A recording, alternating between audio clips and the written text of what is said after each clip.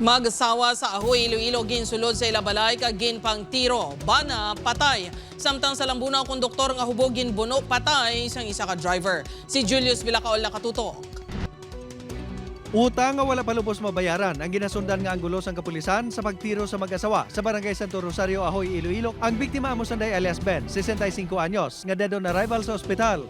Kag alias Clara, 63 anyos, nga confined pa sa ospital.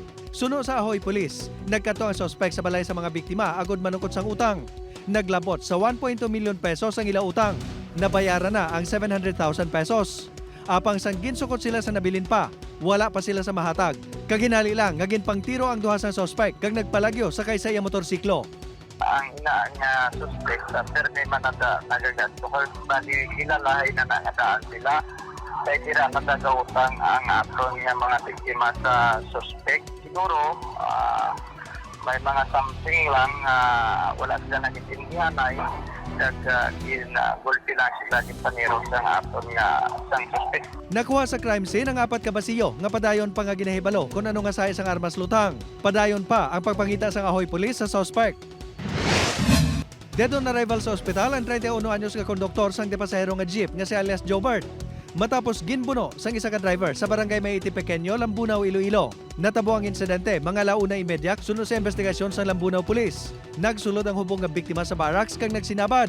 Bango nakibot siya katulugon. Inangin sa sang driver nga si alias Benji, 42 anyos.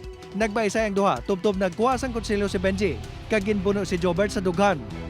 Nagkaroon po sila ng heated conversation at hindi po nagkaayos yung dalawang panig at umabot na po sa pananaksak itong ating suspect. Gilayan man nga nadakpan sang Lambunaw Police si Benji kag na-recover ang konsilyo nga gingamit sini sa krimen. Nagpamalibad nga magpaareglo ang himata sang biktima. Gani ginapreparar na sang Lambunaw Police ang reklamo nga homicide batok sa suspect. Ang kompanya nga ginaobrahan sang duha, handa naman magpalabot sang bulig sa pamilya sang biktima. Upod kay Cirilo Rendoque, Julius Vilacaol.